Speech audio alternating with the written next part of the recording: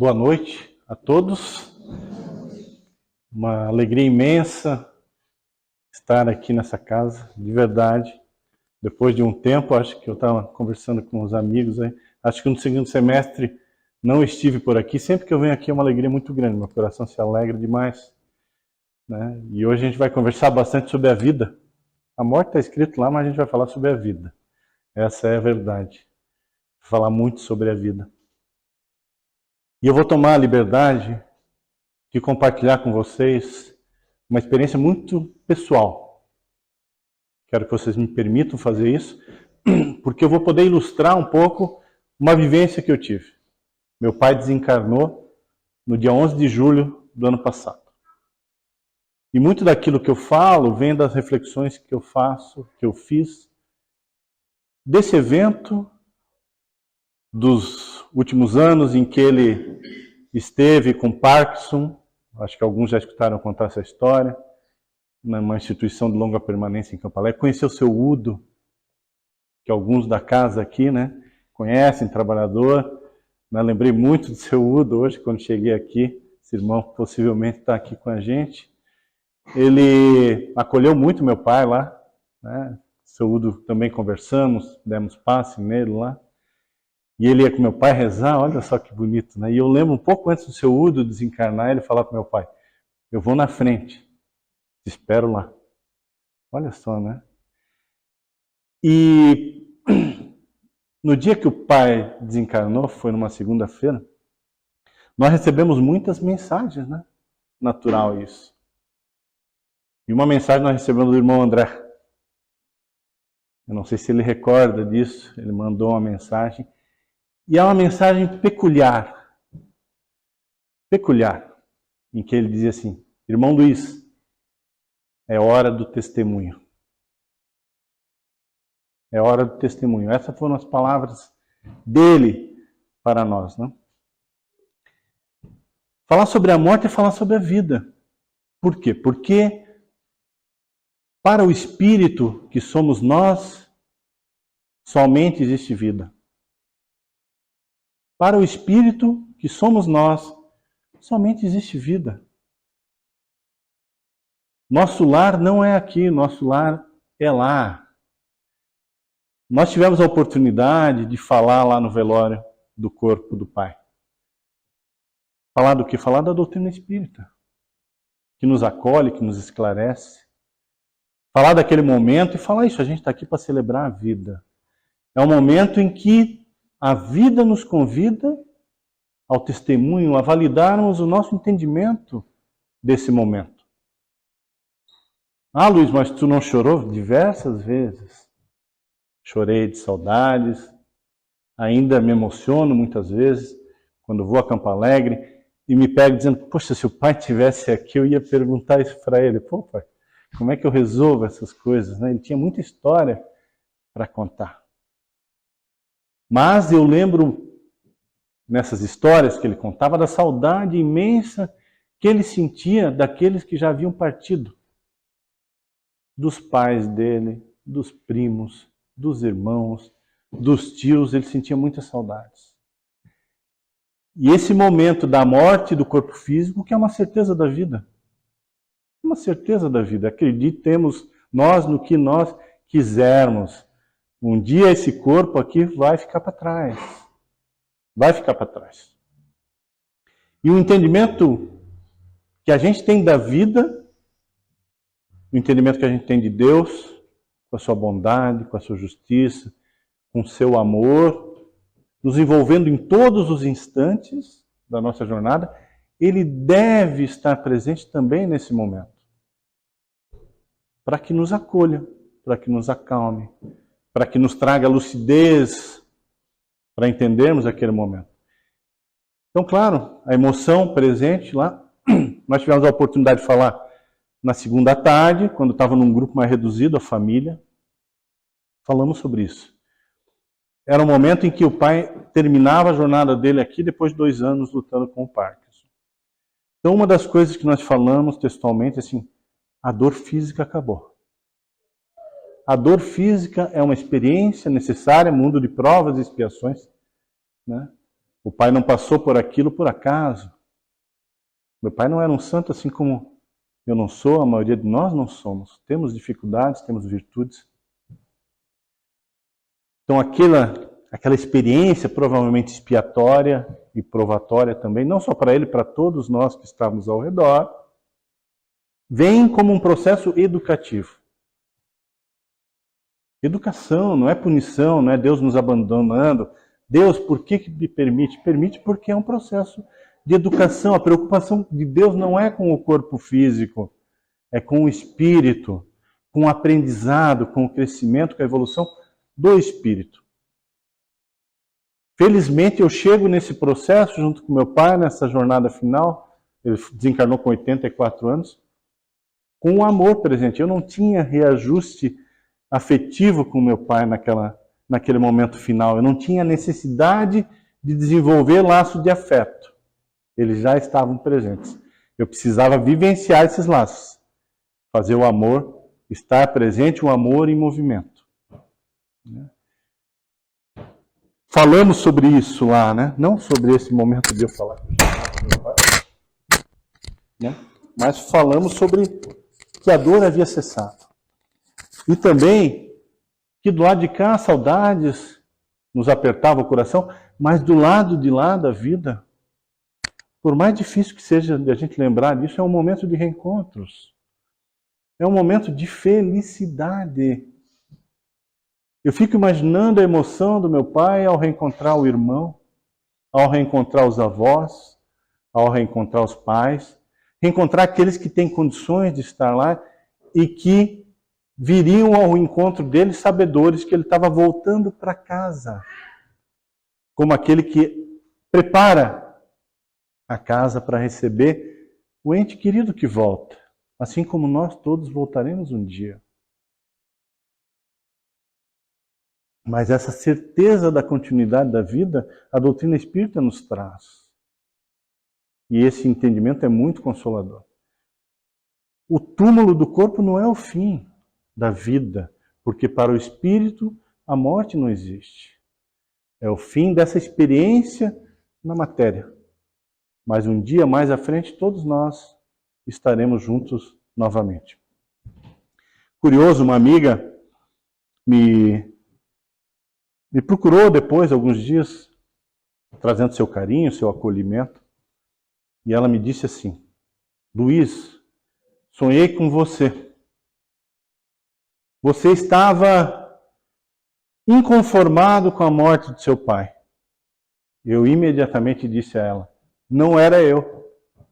Não era eu. Eu não senti isso, eu não sinto isso. E não falo isso em tom de arrogância, não me entendo assim. Eu rogo a Deus que essa paz que eu sinto permaneça para sempre. Rogo a Deus que assim seja. Choro, saudades, capaz de me emocionar aqui durante a palestra, lembrando dele, isso faz parte. Mas inconformismo, não. Inconformismo, não. Graças a Deus e à doutrina espírita, o entendimento que a doutrina espírita nos traz me ajuda a compreender com naturalidade esse momento. Não sem dor, com naturalidade. Então, eu disse, mas eu entendi o carinho dela, eu recebi o carinho dela. Entendi também que possivelmente ela projetou no sonho a forma como ela reagiria se tivesse sido o pai dela que tivesse partido. E eu compreendo isso. Mas, de fato, a minha resposta foi: não era eu. Não era eu que estava lá no sonho. Nós vamos falar bastante sobre a vida, né? Essa palestra, essa conversa, ela veio como decorrência de uma roda de conversa lá da Sexta Uri, que nós participamos. Quem for procurar, está lá no YouTube, né? Foi em novembro. Interessante, o Getro, quando nos convidou, ele falou: pô, Luiz, fiquei meio assim, será que convidava ou não? Como é que tu tá com a experiência do teu pai? Eu falei: cara, vamos lá conversar, vai ser bom. Vai ser bom a gente falar sobre isso, né? Como eu falei, o pai não era um santo, longe disso. E esse período final da vida me deu a oportunidade de conhecer ele melhor, de compreender coisas que eu já conhecia, né? sabedor de detalhes das lutas que ele atravessou durante a sua vida, eu compreendi uma coisa bem interessante. Meu pai foi rotariano durante, 50 anos, 60 anos talvez. Foi um dos fundadores do Banco de Óleos em Joinville. E eu compreendi que o pai foi buscar no serviço ao próximo a força para superar as suas lutas. E a verdade é que isso acontece com todos nós. Quando nós nos movimentamos em direção ao próximo, nós escolhemos dois benefícios. Um de momentaneamente esquecer as nossas dores, o que já é uma bênção, né? Porque tem dores que nos atormentam de maneira tão intensa que a gente tem um momento de trégua dentro de nós, já é uma bênção. Então, quando eu vou no serviço ao próximo e eu foco no outro, eu me esqueço de mim, das minhas lutas momentaneamente. E segundo, eu movimento em mim o bem, a caridade, a compaixão, a empatia, que são antídotos para as dores que eu sinto. Então, sim, ir ao encontro do outro ajuda a nos fortalecer para as lutas da vida. E isso é uma das coisas que eu falei lá no velório, no segundo dia, quando estavam lá os amigos, familiares, de uma maneira mais ampla, né? Eu comentei isso, que o pai tinha ido, tinha deixado esse legado. Eu tenho um vídeo, depois não sei se vai dar tempo de mostrar, acho que sim. No finalzinho a gente encerra mostrando esse vídeo do pai. Filmado lá na instituição, em que ele diz o seguinte: eu nasci em Campo Alegre. Deus me deu a oportunidade de nascer nessa terra. Eu devo isso a Deus. Eu preciso pagar essa dívida. Para pagar a Deus, é preciso servir ao próximo. A moeda de Deus é servir ao próximo. A moeda de Deus é servir ao próximo, né? Não é o tal de amar ao próximo como a si mesmo. É o convite da vida, né? Então, como falamos, a imortalidade, né? Jesus nos deixou esse ensinamento a respeito da imortalidade, né? E a doutrina espírita nos deixa essa certeza. Então, duas certezas iniciais. Primeiro, a morte do corpo físico ela vai alcançar todos nós. E segundo, nós somos espíritos. Para nós a morte não existe. Nós vamos continuar vivos. Duas certezas que tem que embasar o nosso raciocínio daqui para frente. Tem uma conversinha ali do Snoopy com o Charlie Brown, né? O Charlie Brown, um dia nós vamos morrer. E o Snoopy, mas todos os outros dias não. Todos os outros dias não. O convite é para que a gente viva todos os dias, né? Vamos fazer uma suposição. Que a gente morra amanhã. Como é que a gente chega no dia de amanhã? Francisco de Assis estava limpando o quintal da casa dele, tirando matinho no chão. E perguntaram para ele: Francisco, se você fosse morrer amanhã, o que você faria hoje? Ele olha e responde calmamente: eu continuaria aqui tirando meu matinho. A pergunta é se fôssemos nós que tivéssemos essa certeza. É uma pergunta altamente provocativa que a gente vai ter que digerir durante um tempo. Mas que serve para nós para entender o rumo da vida que a gente dá. Se a gente fosse morrer amanhã, tivesse certeza disso, a gente ia se desesperar, a gente ia ter coisas que a gente gostaria de ter feito e não fez, porque isso nos questiona o nosso posicionamento perante a vida, né?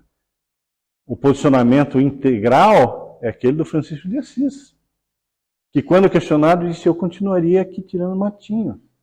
Ele não ia querer estar em outro lugar a não ser lá onde ele estava fazendo o que ele estava fazendo, né? Mas essa pergunta nos ajuda a refletir também se a gente dá importância na vida às coisas que a vida merece ter importância também, né? Os profissionais de saúde, aqueles que acompanham a jornada final, a reta final do desencarnar do espírito, muitas vezes eles não narram que o cara disse assim: eu queria ter trocado de carro e não troquei. Eu queria ter comprado a casa na praia e não comprei. Não tem nada de errado trocar de carro, não tem nada de errado comprar casa na praia.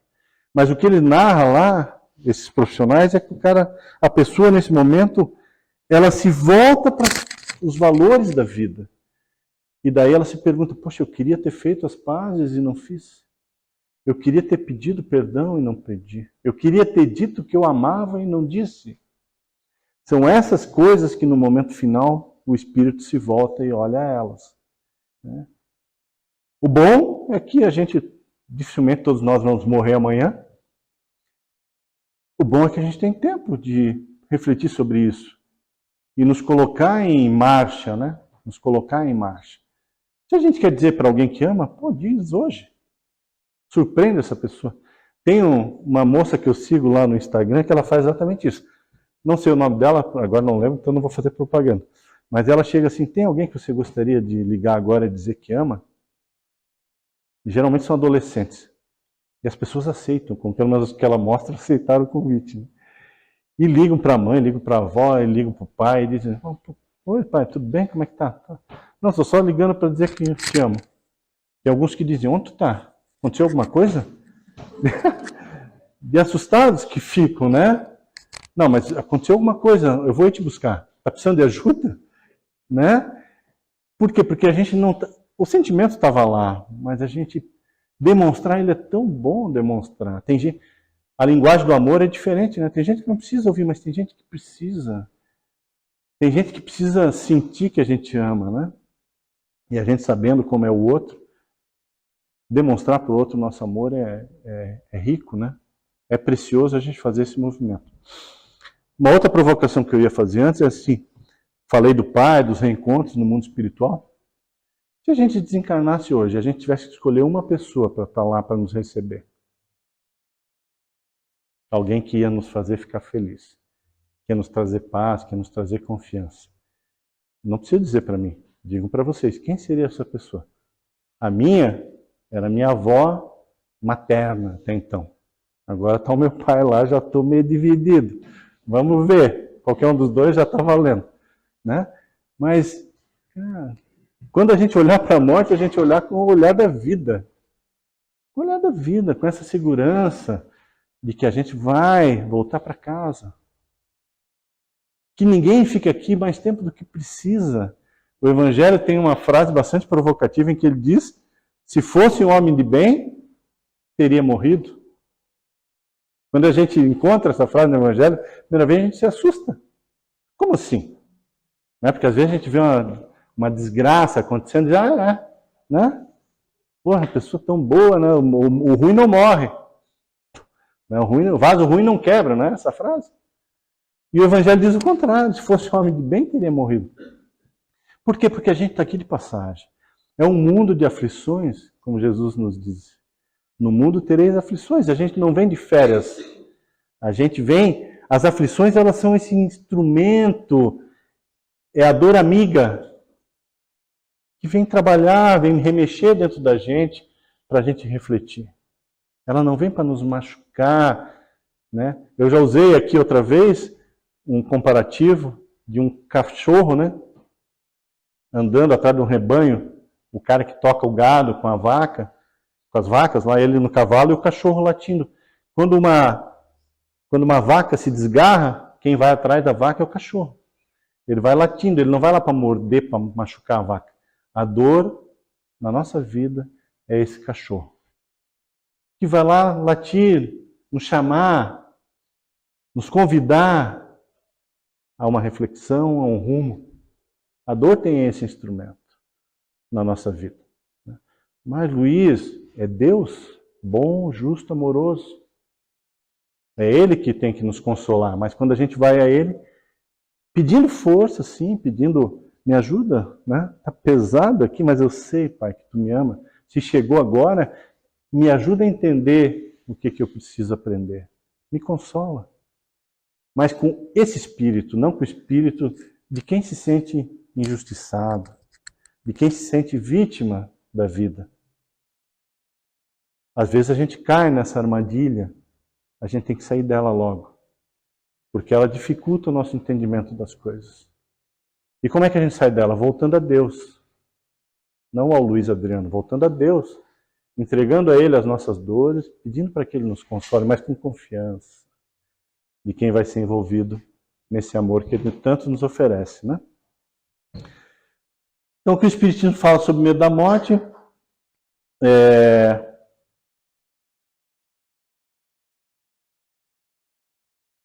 Olha lá. Ah, eu dei um outro cara ali. Cliquei. Então, um dia nós vamos morrer, o nosso corpo físico vai morrer, né? Cada dia que passa a gente está mais perto da morte. Olha só. Eu estou com 56 anos. Eu já fiz a curva faz tempo, né? Eu, quando era criança, pensava assim, meu avô desencarnou com 93. Falei, quero chegar aos 95. Não sei se dá para chegar tão longe. E não é se dá para chegar tão longe. A vida tem um plano para cada um da gente, né? A minha esposa teve câncer de mama. Agora ela completou semana retrasada, 5 anos que ela terminou a quimioterapia. Ela teve um câncer de mama triplo negativo, um câncer bastante agressivo. E eu lembro até hoje, o dia que ela me ligou, ela tinha feito uma cirurgia, era um cisto na mama, e ela foi voltar ao médico, e quando voltou teve diagnóstico. Ela me ligou, não pude atender, eu estava numa reunião de trabalho, eu respondi, está tudo bem? Ela falou, não, me liga. Quando eu liguei, ela falou assim, eu estou com câncer. Parece que abre um buraco no chão, né? O rosto fica quente, a pressão deve alterar, alguma coisa assim, porque na hora o chão falta, né? Mas na sequência a razão volta. Cara, vamos para cima, o que tem que fazer? Não adianta ficar de mimimi, o que tem que ser feito? E um amigo, bem próximo, o vice-presidente da nossa casa, lá o Cláudio, falou, vamos correr domingo? Vamos. Cara, e como é que tu tá? Ele me perguntou, eu falei, cara, eu tô assim, né? Não sei se a gente tem 1 mês, se a gente tem 10 anos pela frente, se a gente tem 30 anos, se tem 3 meses, não sei. Ele só me deu um toquezinho assim no ombro e falou assim, é assim com todo mundo? E acabou com o meu mimimi na hora. Falei, cara, a vida é assim com todo mundo. A gente não sabe quanto tempo a gente tem para cá. Porque a gente vem com planejamento. E alguns vêm com planejamento de 2 meses, 5 anos, 10 anos, 30, 17. 84, que nem meu pai. Meu avô, 93. Então a gente não caiu de paraquedas assim, vamos ver quanto aguenta lá. Não, a gente veio com um propósito, a vida tem um plano de aprendizado, de educação. E quando a gente volta para casa, quando termina isso, a gente volta para casa. Simples assim. Mas claro que a gente se apega, sim, se apega às relações. E não seria justo que Deus nos deixasse amar o outro se ele fosse sumir da nossa vida depois. Para que Deus deixa brotar no nosso coração um sentimento tão bom? Para depois ele sumir, a gente nunca mais encontrar. Isso não faz sentido. Para o Deus que a doutrina espírita acredita. Um Deus bom, justo e amoroso. Então a gente tem que olhar para a morte com a forma como a gente olha para a vida, para que ela perca aquele olhar sombrio. Eu fiz essa palestra em Itapuá semana passada, na Sociedade Espírita Amor e Caridade, lá do irmão Ricardo Rosa. Lá. E ao final eu lembro das palavras que eu disse. Eu disse assim, para que quando a morte nos encontrar, não nos encontre distraídos com a vida, mas sim nos encontre vivendo. E assim, a gente não controla o futuro, a gente não sabe o instante desses acontecimentos. Então, o que a gente pode controlar é o que a gente vai fazer com esse momento que a gente tem. A gente escolheu hoje estar aqui. Que seja a nossa melhor escolha, né? Estar aqui. E assim a cada dia. Que seja a nossa melhor escolha. Desde o momento que nascemos, iniciamos a jornada, terminará com a falência do nosso corpo físico e a desencarnação. Cada dia que passa, nos afastamos. Já falei. A forma como lidamos com a morte está relacionada à forma como lidamos com a vida. Né? Eu vou chegar lá e o que acontece depois? Primeiro que todas as religiões entendem que sobrevive algo à morte do corpo físico. Todas as religiões são espiritualistas. Né? Materialismo não. Materialismo morreu, acabou. Então o materialista não tem que se preocupar com depois, né? Porque para ele não tem depois. É o único que não tem essa preocupação. A doutrina espírita nos traz vários depoimentos, vários relatos. É de fato a doutrina que traz mais informações sobre esse depois da morte do corpo físico, né? Uma certeza é que nós somos herdeiros de nós mesmos. Nós vamos nos encontrar depois da morte de uma forma que é consequência da forma como eu vivo. Se eu procuro viver paz, se eu procuro viver em equilíbrio, é assim que eu vou estar do outro lado da vida. Se eu aqui me encontro desequilibrado, alterado, agressivo, é assim que eu estarei do outro lado da vida. Não existe mágica. Ninguém chega lá e descobre que tinha 2 asas nas costas e não enxergava. Também ninguém vai chegar lá e vai descobrir que era pior do que é. Nós somos quem nós somos. Erros, virtudes, dificuldades, qualidades. E a vida no pós-morte corpo físico é uma consequência natural disso. Nunca estamos desamparados, né? Os amigos espirituais sempre providenciam o socorro possível e necessário. Compete a nós estarmos também conectados com esse momento, né, para que sejamos acolhidos. Mais algumas curiosidades, né? O pai foi velado, o corpo dele foi velado aqui na capela em Campo Alegre. 11 horas da noite nós fechamos a capela. Isso não estou ditando regra de conduta para ninguém, eu estou compartilhando o que a gente fez. Minha mãe já tem 78 anos. Né? Fechamos a capela, fechamos o caixão. Outro dia, 6 horas da manhã, estava eu lá com a chave, abrindo a capela. Abri o caixão.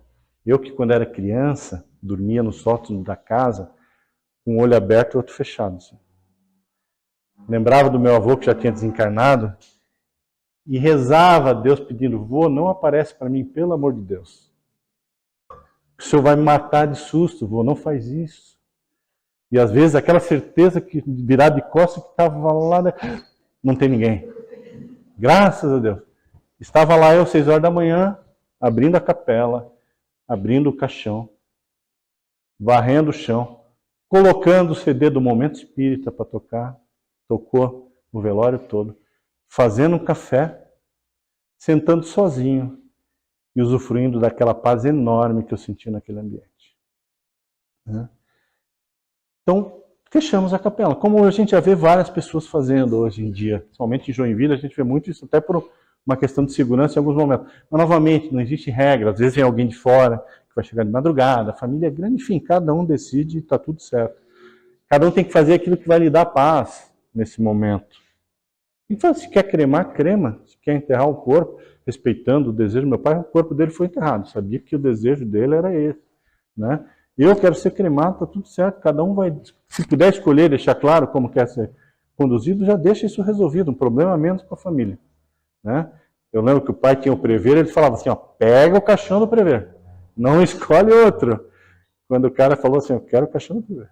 E deu tudo certo. Né? Não vou fazer propaganda de nada aqui, mas deu tudo certo. Né?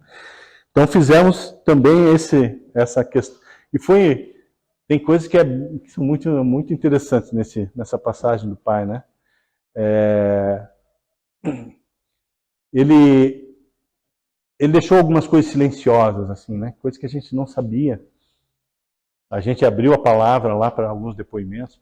Pessoas trouxeram e compartilharam. A gente festejou a vida. A gente foi falar do legado. A gente não falou de desespero. A gente foi falar do legado, do como foi bom. Agradecer a Deus. Outro dia veio um padre, sim. Minha avó era muito católica. Eu peguei na casa dela, lá em Campo Alegre, casa de família, tem muitas imagens da Nossa Senhora. Eu peguei uma imagem da Nossa Senhora, que está na porcelana, botei nos pés do pai no caixão. Eu sou espírita, e está tudo certo. A minha esposa, ela é uma espírita ecumênica, eu digo, hoje em dia, porque ela veio da religião protestante, nós nos tornamos espíritas, e durante o tratamento de câncer ela recebeu uma imagem da Nossa Senhora de Fátima, de uma amiga, E aquilo despertou nela uma fé pela Nossa Senhora muito bonita. Tanto que ela está indo a Portugal agora, em abril, para visitar o santuário lá da Nossa Senhora. Cada sessão de quimioterapia que ela fazia levava a imagem da Nossa Senhora dentro da bolsa. Botava a mão na imagem e fazia a prece que tinha lá. Diz ela que ela sentia até a mão ficar quente. Quem sou eu para dizer que isso não acontecia? Né? Então, a fé ela tem várias formas de se movimentar, né? Bonitas. Né? Eu costumo, entre o trabalho, o local de trabalho é a casa da minha mãe, eu vou lá visitar ela, a Catedral de Joinville fica no meio do caminho. Eu sempre passo por dentro da catedral. Eu sempre passo e faço uma prece. Durante a pandemia, quando era centro de espíritos fechado, a catedral aberta, inúmeras vezes eu fui lá ao meio-dia sentar e ficar lá em paz, fazendo as minhas orações.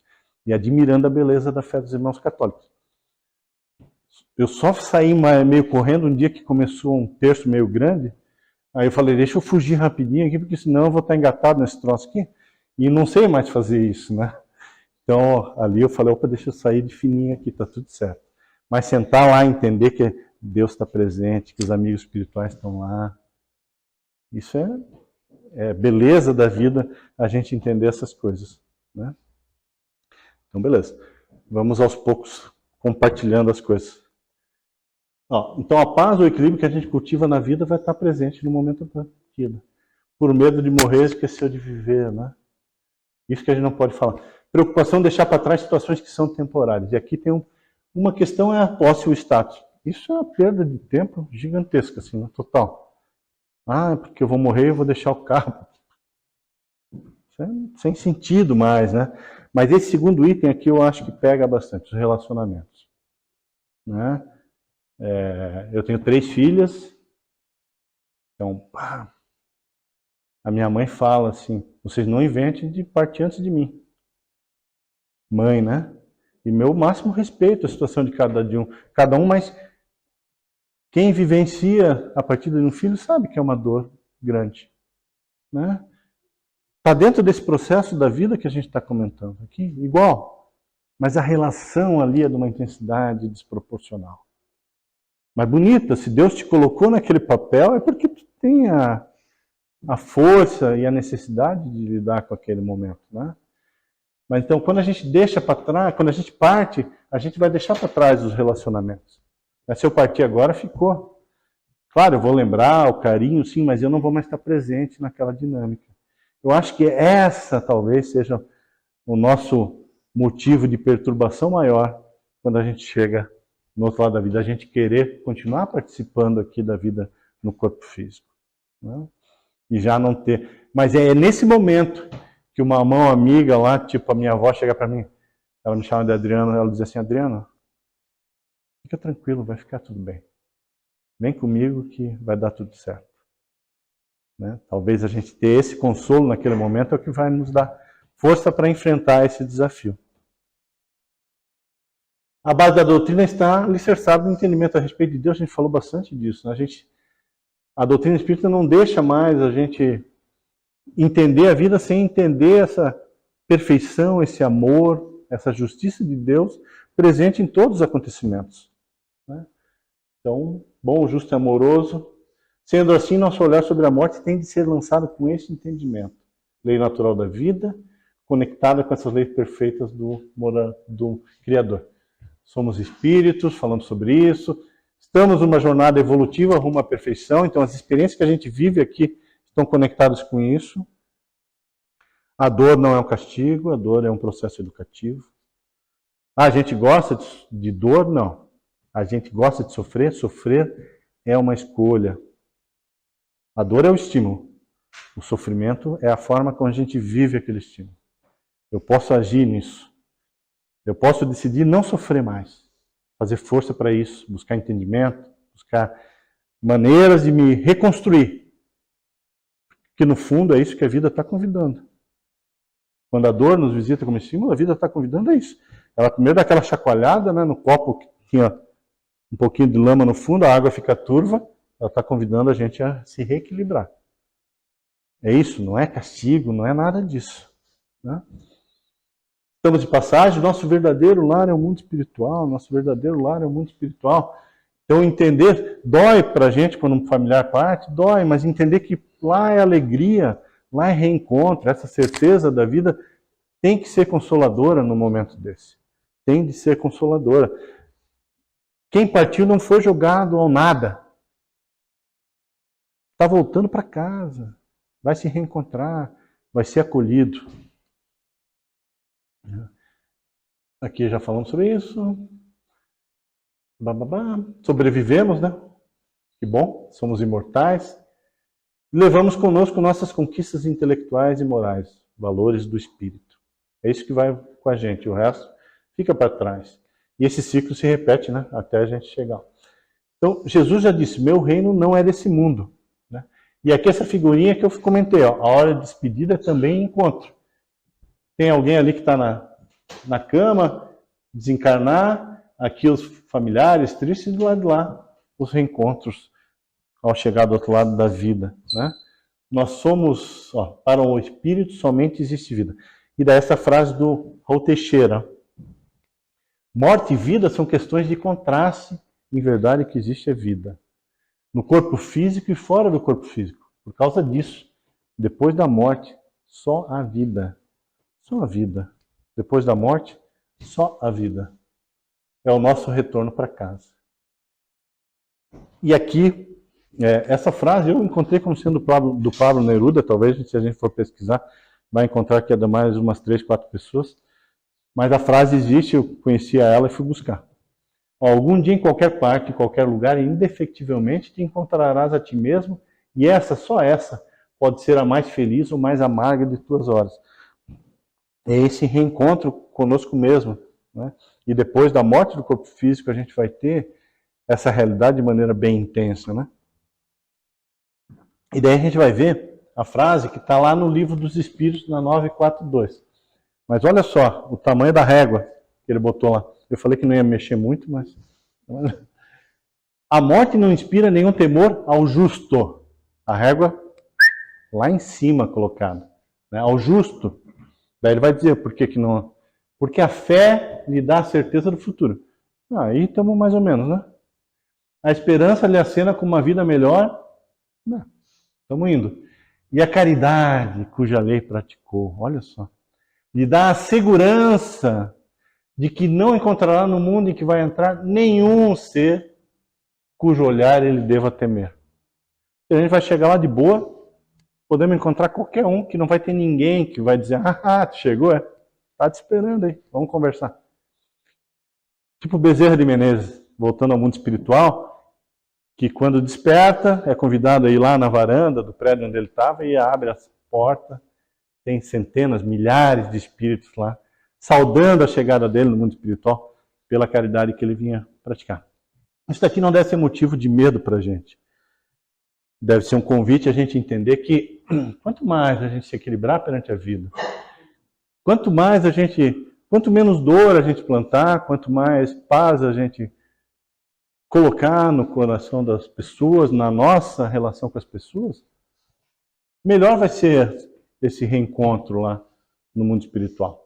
Mas a régua ali é do justo e a gente está numa caminhada ainda distante, não é, para chegar até o justo. Né? Porque Deus é bom, nos deixa plantar o que quisermos e porque Deus é justo, nós colhemos o que plantamos. Somos herdeiros de nós mesmos, nossa situação após a morte está relacionada com a forma como a gente viveu aqui. E a razão nos indica, uma vez que Deus é bom, Ele nos deixa, já falamos sobre isso também. Tá bom? O medo da morte já teve alguma importância? É natural? Sim, ele teve importância. No começo o homem não entendia o medo da morte, né? Vou tomar a liberdade de tirar esse troço aqui que deu uma esquentada aí. São Bento, hein? Tá me enganando hoje. Tá louco? Né? Tô acostumado a vir pegar frio aqui, pegar São Bento dando calor na gente. Imagina lá atrás, os homens primitivos. A morte era uma coisa muito esquisita, né? Porque estava todo mundo bem, daqui a pouco a pessoa ia ficando fraca, não respondia, não sei o quê. Daqui a pouco parava. Não funcionava mais. Né? Então isso foi trazendo uma ausência de compreensão, né? O que era aquilo. Coloriu com muita dor e rituais de sofrimento, né? O Raul Teixeira diz assim, quando a gente quer sofrer, a gente capricha. Na hora de ser feliz, a gente fica feliz um dia e deu pra bola já. Depois já encontra outro motivo para reclamar e ficar triste. Vou dizer, na hora da morte, a gente capricha para sofrer. Porque tem umas músicas que é de rachar o coração da gente lá. Não tem como não chorar. Antigamente não tinha as carpideiras que iam lá chorar, tudo. Então a gente transformou esse momento num terror. Um terror. Então, alegrar aquele momento, a gente não vai contar uma piada. A gente vai lembrar de coisas boas. Vai sentir saudade? Vai, do mesmo jeito. Mas falar de coisas boas vai ajudar a gente a lidar melhor com aquilo. E vai trazer um legado também para nós que somos mais velhos, para aqueles que são mais velhos, quem se identificar com essa faixa etária, né? A gente tem um legado. Por que eu falei da doutrina espírita lá no velório do pai? Estavam lá sobrinhos, filhos, adolescentes, né? Que eles querem olhar, eles precisam olhar para alguém e entender aquele momento. E isso vai ser uma referência para eles. Porque se eles olham para a gente, os adultos, e eles encontram desespero somente, o que morrer é horrível. Morrer é horrível. Esse é o recado que a gente passa. Quando a gente entende a vida e fala da vida naquele momento, eles passam a entender que morrer faz parte da vida. E o que precisa se importar é com a vida e não com a morte. Porque a morte faz parte da vida. Ela faz parte da vida. Falando sobre isso, devemos considerar que o medo da morte ajuda o espírito para que ele se mantenha vivo, né? Ou seja, a gente toma cuidado, o instinto de conservação, né? Surgiu daí.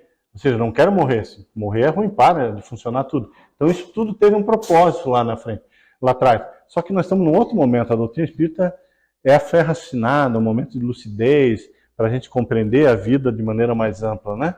Então nós estamos falando, num outro momento, nós estamos falando do espírito que nós somos.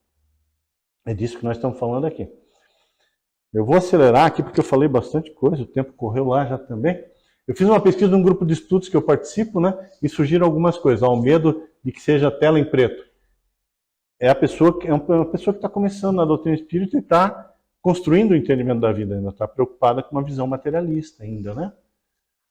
Da mesma forma aqui, tem muitas coisas que se fala sobre a morte, isso causa medo nas pessoas, incerteza. Olha essa outra aqui, O medo não é da morte, mas o medo aqui, o que assusta é o morrer, pois podemos, com nossas atitudes e pensamentos, estar negligenciando o bem maior que nos foi confiado, que é a vida. A pessoa já está filosofando. Ela está no momento de dizer assim, o meu medo é que eu não esteja aproveitando o tempo que eu tenho aqui da maneira como eu deveria aproveitar. Né? Porque, na verdade, é isso que vai contar muito. Quando eu chegar do lado da vida, é eu olhar o meu plano de voo e ver quanto é que eu consegui cumprir dele. Poxa, eu consegui fazer tudo que eu tinha? A resposta para nós é não. A gente não consegue fazer tudo. São pouquíssimos os espíritos que são completistas. Que pegam o plano de voo, sim. Era para ficar 75 anos, ficou 75 anos e foi embora. A gente, o que os espíritos dizem? A gente, né? Chega aqui, se distrai com outras coisas, não completa tudo que tem para completar e muitas vezes volta para casa antes do tempo. Porque negligenciou outras coisas, né? A própria saúde do corpo físico é uma delas. O que mais apareceu? Uma outra opinião muito parecida, né? Fazer o bom proveito da vida e colher isso no mundo espiritual. O que vai nos trazer? Luiz, estamos falando da vida, da morte. Como é que a gente constrói esse entendimento, né? Obediência e resignação. A obediência é o consentimento da razão. A doutrina espírita é fé raciocinada. Nós estamos falando de conceitos da doutrina que tem que nesse momento, ser base. Na hora que a gente vai vivenciar isso, na hora do testemunho, como diz o irmão André, a gente vai validar se aquilo que a gente acredita está forte lá dentro da gente. E a resignação é o consentimento do coração, é o momento que eu lembro de Deus. E digo, Pai, eu sei que Tu me ama. Eu sei que eu não estou sozinho agora. Eu sei que esse meu irmão querido, meu pai, está voltando para casa e não está sozinho. Isso tem que me consolar. Eu tenho que escolher, né? Eu vou focar na dor ou eu vou buscar o consolo? É uma escolha. E eu tenho que ir ao encontro do consolo. Porque ele vai me aliviar, né? Aqui a gente falou, nosso ente querido segue vivo, Materialista, a gente falou. Eu tinha uma brincadeira sobre materialista, diz materialista, o pessoal é materialista até que o avião começa a cair, né? E até que a barata começa a voar. Daí acaba, porque daí é, meu Deus do céu, me ajuda, socorro. Né? Mas o materialista não tem esse problema com a morte, porque acabou, para ele acaba. Né? Eu tenho uma amiga que é evangélica, e que ela diz, Luiz, esse negócio de reencarnação não existe. Esquece. Eu falei, cara, beleza? Só tem uma possibilidade. Se existir, existe para todo mundo. Mesmo para quem não acredita. E se não existir, se tu tiver razão, não existe para ninguém. Isso é uma verdade, porque Deus é um só, as leis dele são para todos. Né? Então já falamos sobre isso também falamos sobre isso. Um dia nós vamos morrer, mas todos os outros dias não. Então o convite que a gente faz para cada um de nós é que a gente viva com intensidade, com amor, deixando fluir coisas boas da gente, né? Apacenta o meu rebanho, que a gente, nos grupos em que a gente está, que a gente não seja pólvora, que a gente não seja gasolina. Não quer dizer que a gente não deva ter voz, né? Porque paz sem voz não é paz, é medo. Não é disso que nós estamos falando de a gente levar a paz com a voz. De a gente não ser submisso, mas que a gente apacente as pessoas, né? Eu lembro de uma passagem, que eu já contei aqui, mas é bom de contar. Eu termino em 5 minutos, tá bom? Minha mãe teve 4 filhos. As mães aqui sabem que toda mãe tem um filho preferido, né? Não sou eu. O filho preferido da minha mãe mora lá nos Estados Unidos. Mas naquela ocasião ele morava aqui. E são 2 espíritos que se encontraram. Já contei essa história aqui, mas é tão boa de contar essa, né? E eles vivem entre tapas e beijos. E se amam, e se brigam, e se espizinham, mas não conseguem se desgrudar. E de vez em quando estavam brigados, mas é aquela briguinha que acontece com todos nós, 1 dia, 2 dias e passa. Mas teve uma vez que teve uma briga e já estavam 3 meses sem se falar. A coisa tinha fugido ao controle. Isso vale de alerta. Que bom que eu não conheço a vida de ninguém aqui, né? Então isso vale de alerta para nós. Às vezes, por uma besteira, a gente joga o irmão longe. E daí chega lá no mundo espiritual, vai olhar. Pô, mas tu que pediu para estar perto do cara? Primeira dificuldade, tu mandou ele passar. E daí nem lembro mais o que foi, porque o orgulho está tão grande, né? E daí, tinha a festa de solidariedade lá em Joinville, estava lá nesse Poville, sentado, era meu aniversário domingo, sexta-feira à noite, minha mãe veio ao meu encontro. Ela me chama de Adriano, perguntou, Adriano, o que tu quer de presente de aniversário? E eu, inspirado pelo Espírito Santo naquele momento, falei para ela assim, eu quero que a senhora faça as pazes com meu irmão. Ela não satisfeita com a minha provocação, ela disse, mas eu não fiz nada. Daí eu falei assim, a senhora preferia ter feito? Seria mais fácil fazer as pazes se a senhora tivesse provocado a divergência? E daí ela não tinha mais palavras. E ela fez as pazes com ele. Então que a gente seja esse que passa por cima do orgulho, que passa por cima do egoísmo e que busca apacentar as coisas. Às vezes o movimento é tão... exige da gente, né? Que bom que exige da gente, porque vai nos transformar. Então na hora que eu vou lá e digo assim, cara, para de besteira com isso, vem cá e me dá um abraço. Vamos esquecer o que aconteceu, não é? O que aconteceu não é mais importante do que tu representa para mim, né? Então vem cá, vamos superar isso, né? Então vamos movimentar isso na vida para que quando chegue a morte ela não nos encontre distraídos com a vida, ela nos encontre vivendo com intensidade. E eu queria finalizar então, de verdade, agora acabando, achar o vídeo do pai. Então esse vídeo faz uns 2 anos que ele gravou. Vamos lá. Deus me enviou santo vida aqui nessa terra, que eu não consigo me viver. Logicamente eu tenho essa dívida com ele, pagar. E para pagar para Deus é só ajudar o próximo. Pegar a moeda de Deus e ajudar o próximo. A moeda de Deus é ajudar o próximo.